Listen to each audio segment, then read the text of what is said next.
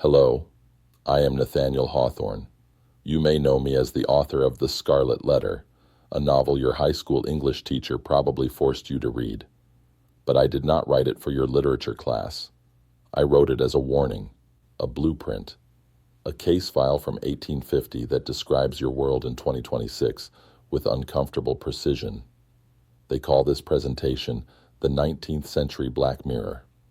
That British television series about technology's dark side?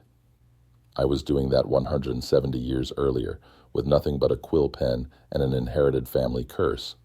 Let me be direct. There is a hell in your smartphone. And I drew the map. Look at these 3 books I wrote. The Birthmark. I predicted cosmetic addiction and gene editing. The protagonist cannot tolerate a single flaw on his wife's face, so he experiments on her until she dies. Ring any bells? Your Instagram filters, your CRISPR technologies, your plastic surgery culture. The Scarlet Letter, I predicted cancel culture and digital shaming. Hester Prynne wears the scarlet A for adultery. She cannot escape it. The entire village watches her every move. Today, you call this social media surveillance. The algorithm is never forgotten. The community never forgives. Rappaccini's daughter, I predicted biohacking and unethical GMOs. A scientist raises his daughter among poisonous plants to protect her from the world. She becomes immune to poison, but lethal to others. This is helicopter parenting on steroids. This is what happens when protection becomes prison. I didn't write about the past. I am writing about you.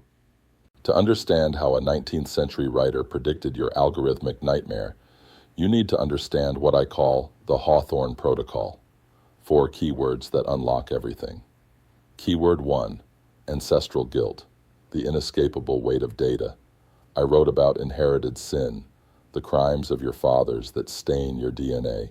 Today, you call this your digital footprint, your browsing history, your credit score, your genetic test results, data you cannot delete, a permanent record that follows you from birth to death. Keyword 2, isolation, the voluntary recluse. I called it hikikomori before Japan had a word for it. I spent 12 years in my mother's attic, observing society from behind a curtain. Today, millions of you do the same thing, but you call it working from home or online learning. You are together and alone, connected and isolated. The paradox I lived daily. Keyword 3, techno-perfection, the compulsion to erase flaws. My characters obsess over birthmarks, genetic purity, moral cleanliness. Your generation obsesses with Photoshop selfies, optimized algorithms, designer babies. The goal is the same: eliminate human error, create the perfect specimen, but perfection, I warned, is death. Keyword 4, public stigma, mechanisms of surveillance and punishment. The Scarlet Letter, the public scaffold, the village watching. Today, it's Twitter mobs, doxing, permanent Google search results. Technology changes. The cruelty remains identical. Now I must confess something personal, something that shaped every word I ever wrote. My great-great-grandfather was John Hawthorne, spelled with no W. He was the hanging judge of the 1692 Salem witch trials, the only judge who never repented, never apologized, never admitted doubt.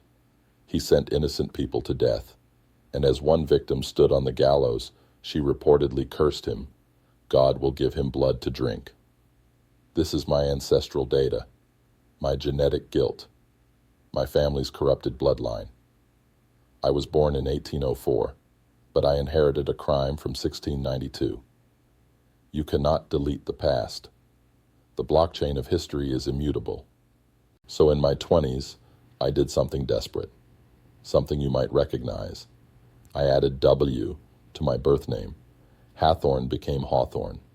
I initiated what you would call identity encryption, a rebranding event, data obfuscation, an attempt to sever the ancestral link. Think of it as changing your username, deleting your old Facebook account, creating a new profile to escape your past mistakes.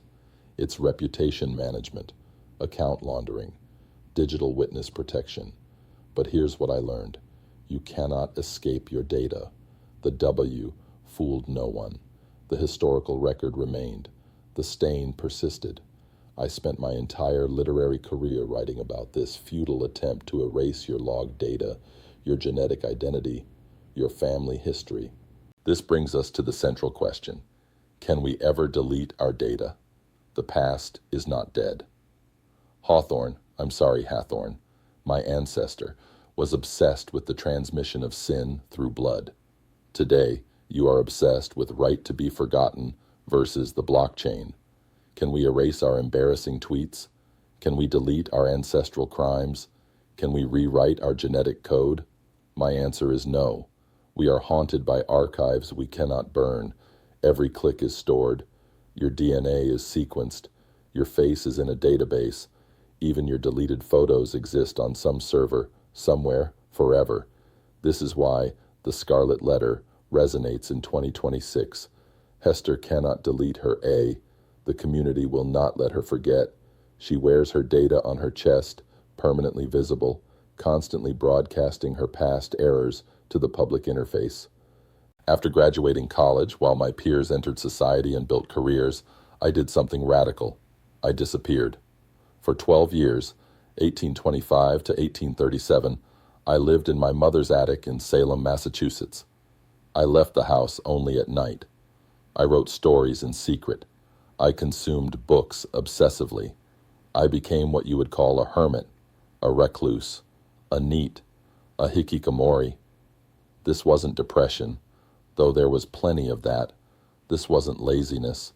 I wrote more during those 12 years than most authors write in a lifetime. This was a deliberate experiment in isolation. I was testing a hypothesis.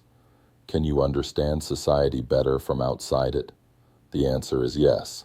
From my attic window, I saw humanity with perfect clarity. Because I wasn't performing for anyone, I could think freely. Because I had no social obligations, I could observe without bias. I became a surveillance camera pointed at human nature. Here's what I learned. Isolation gives you perfect vision, but it also makes you blind. From my attic, I could see patterns others missed. I understood hypocrisy, obsession, guilt, but I also lost touch with spontaneity, joy, human warmth. I became a ghost, studying life from behind glass. This is your current crisis. You are more connected than any generation in history, yet lonelier. You have infinite information, yet less wisdom. You can video call someone on the other side of the planet, yet cannot have a real conversation with your roommate. I predicted this in 1837. The technology of isolation has changed from attic windows to smartphone screens, but the psychology remains identical. You are together and alone, connected and isolated. The paradox I lived, you now live collectively. Let me tell you about Aylmer and Georgiana. Aylmer is a brilliant scientist. Georgiana is his beautiful wife, but she has one tiny flaw, a birthmark on her cheek, shaped like a tiny hand. Most people find it charming. Aylmer finds it intolerable. He becomes obsessed. He experiments with her chemicals and procedures, trying to remove this imperfection. And he succeeds. The birthmark fades. Georgiana becomes flawless. And then she dies. Because the birthmark wasn't a flaw, it was her humanity. Remove the imperfection, and you remove life itself. I wrote this story in 1843. You're living in 2026. Instagram filters that erase pores, plastic surgery that removes character, CRISPR edits that design perfect babies. You are all Aylmer now, trying to delete the birthmark from humanity, and you will kill the patient in the process. You think I'm exaggerating? Let me show you the headlines from your own era. 2018, Chinese scientist creates first gene-edited babies, removing HIV susceptibility gene. The international community condemns him, but the genie is out of the bottle. 2023. Parents can now select embryos based on polygenic scores for intelligence, height, disease resistance. They call it family balancing. I call it playing Aylmer. 2026. You debate whether autism, ADHD, or depression should be edited out of the gene pool. You frame it as medical treatment, but you're really asking, what counts as a flaw? What makes us human? My story warned you 180 years ago. When you try to engineer perfection, you engineer death. The birthmark is not a problem. The obsession with removing it is the disease. Now let's talk about Hester Prynne. She commits adultery in Puritan Boston. Her punishment? She must wear a scarlet letter A on her chest for the rest of her life. Every person she meets sees her sin before they see her face. She cannot hide. She cannot delete. She cannot rebrand. The letter becomes her identity. When people discuss her, they don't say, Hester who made a mistake. They say, Hester with the A. The algorithm has tagged her. The community has labeled her. The Scarlet Letter is her permanent online profile. Does this sound familiar? Today, you don't wear letters on your chest. You wear them in Google search results. One mistake, one scandal, one bad tweet, lives forever. Cancel culture isn't new. I documented it in 1850. Technology has changed. The cruelty hasn't. Let me draw the parallel more explicitly. In Puritan Boston, the community gathered on the scaffold to watch Hester's public shaming. They shouted. They judged. They felt morally superior. This wasn't about justice. It was about spectacle, entertainment, confirmation of their own virtue. In 2026, the scaffold is Twitter. The crowd is your followers. The Scarlet Letter is a trending hashtag. The mechanism is identical. Public shame. Permanent record. No path to redemption. The mob feels virtuous. The victim is destroyed. But here's what my novel reveals. The community punishing Hester is more morally corrupt than Hester herself. The minister who impregnated her, Reverend Dimsdale, hides in plain sight, praised by the same crowd that condemns her. The hypocrisy is the point. Cancel culture today operates on the same principle. The mob that cancels you is performing virtue, not embodying it. They need you to be guilty so they can feel innocent. The algorithm rewards outrage. The community demands sacrifice. My third prophecy, Rappaccini's garden. Dr. Rappaccini is a scientist obsessed with poison. He cultivates a garden of toxic plants, beautiful but deadly, and he raises his daughter, Beatrice, inside this garden from birth. Beatrice breathes poison every day. Over time, she adapts. She becomes immune to toxins. But here's the twist. She also becomes toxic herself. Her breath is poisonous. Her touch kills. She cannot leave the garden. She cannot have normal human contact. Her father thinks he's protecting her. He's engineering her to survive in a hostile world. But what he's actually done is make her incompatible with the world. She's a walking biohazard, perfect for the garden, lethal for society. This is your future with genetic engineering. You're creating Beatrices, children optimized for narrow environments, incompatible with human diversity. You think you're protecting them. You're isolating them. You think you're improving them. You're weaponizing them. Rappaccini's garden is not just a metaphor for genetic engineering. It's a metaphor for your entire approach to raising children in 2026. You build sterile environments. You eliminate all risks. Helicopter parenting, snowplow parenting, bubble-wrapped playgrounds, hypoallergenic everything, algorithmic content filters, zero-tolerance policies. You're trying to create a toxin-free garden, and what's the result? A generation that cannot tolerate discomfort. I cannot handle disagreement. You cannot survive outside the controlled laboratory you've created. They're adapted to your artificial environment, but maladapted to reality. Beatrice could survive in poison, but not in air. Your children can survive in safety, but not in challenge. You've engineered fragility in the name of protection. You've created beautiful, toxic flowers that cannot exist outside the greenhouse. Let's go deeper. My novel, The House of the Seven Gables, tells the story of a family cursed for generations because their ancestors stole land from an innocent man who was executed. The crime happened in the 1600s. The novel takes place in the 1850s, but the descendants still suffer. The house itself becomes a physical manifestation of guilt, dark, decaying, haunted. The family cannot escape their ancestors' crime. This isn't supernatural nonsense. This is psychological reality. Trauma transmits across generations. Epigenetics confirms it. Your grandfather's starvation affects your metabolism. Your grandmother's trauma affects your stress response. Your ancestors' crime affects your identity. In 2026, you call this intergenerational trauma. You're discovering what I knew in 1851. The past is not past.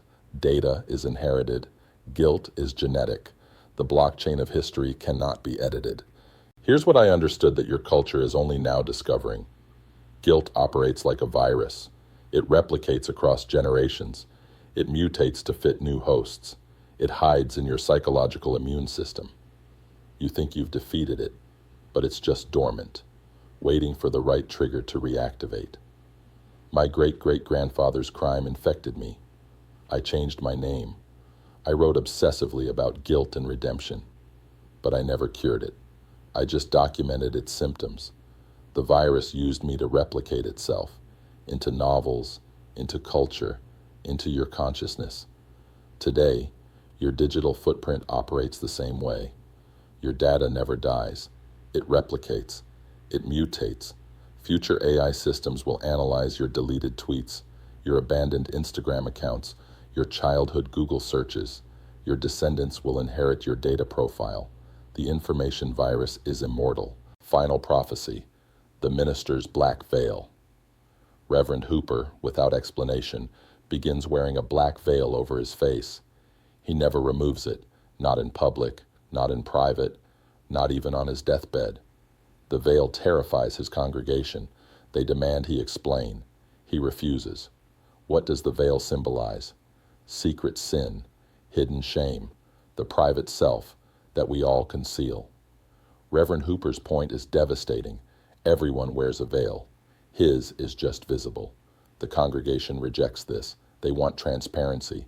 They want to see his face. But he knows the truth. Total transparency is impossible. Every human has a secret. Every soul has a shadow. The veil is not the problem. The demand to remove it is the tyranny. In 2026, you live in a world that demands Reverend Hooper remove his veil. Surveillance capitalism. Transparency culture. If you have nothing to hide, why do you care about privacy? But privacy isn't about hiding crimes. It's about protecting human rights to an inner life. Let me be clear about what you're losing. When every thought is potentially public, you stop thinking freely. When every action is recorded, you stop acting spontaneously. When every relationship is monitored, you stop connecting authentically. You become a performance. You curate your life for the algorithm. You optimize your personality for engagement metrics. The inner life, the messy, contradictory, private self, dies. This is what Reverend Hooper was warning about. The veil isn't oppressive, it's freedom. The ability to keep secrets is the foundation of consciousness. Without it, you're not a person. You're a transparent data stream. I wrote from isolation because I needed privacy to think. You scroll in crowds, but feel alone because you have no privacy to exist. The paradox is complete. So, what's the solution? How do you escape this 19th century nightmare I predicted? You don't escape. You accept. You stop trying to delete the birthmark. You stop trying to erase the Scarlet Letter. You stop trying to engineer the toxins out of the garden. Your flaws are not bugs. They're features. Your mistakes are not delectable data. They're your education. Your private sins are not shameful secrets. They're the foundation of your humanity. Hester wore the Scarlet Letter, but she transformed it. By the end of my novel, A no longer means adultery. It means able. She reclaimed her stigma. She owned her data. She made peace with the permanent record. This is your path forward. You cannot delete your digital footprint. You cannot CRISPR out your genetic imperfections. You cannot create a perfect online identity. But you can decide what your data means. You can rewrite the narrative without erasing the facts. I wrote in an era of candlelight and quill pens. You live in an era of artificial intelligence and gene editing. But human nature hasn't changed. Technology has simply revealed what was always true. The Scarlet Letter was always there. You just didn't have Twitter to display it. The birthmark was always unbearable. You just didn't have Photoshop to erase it. The poisoned garden was always possible. You just didn't have CRISPR to build it. I have been your ancestor since 1850. My great-great-grandfather was a murderer. I changed my name but couldn't escape the guilt. I isolated myself for 12 years but couldn't escape society. I wrote warnings for 2 centuries and you still haven't listened. So, here's my final message. The technology you're building, AI surveillance, genetic engineering, algorithmic justice, is not progress. It's the Scarlet Letter at scale. It's the birthmark removal at the species level. It's Rappaccini's garden grown to planetary size. You can still choose differently. You can protect privacy. You can accept imperfection. You can forgive ancestral guilt. But the clock is running out. The AI you're training will read this lecture. The children you're editing will inherit your choices. The data you're creating will outlive your civilization. In a world racing toward AI perfection, your most valuable asset is your beautiful, tragic incompleteness. So, stop trying to Photoshop your birthmark. Stop trying to CRISPR your children. Stop trying to optimize humanity out of being human. I'm Nathaniel Hawthorne. I wrote this warning in 1843. You're still not listening in 2026, but maybe this time you will.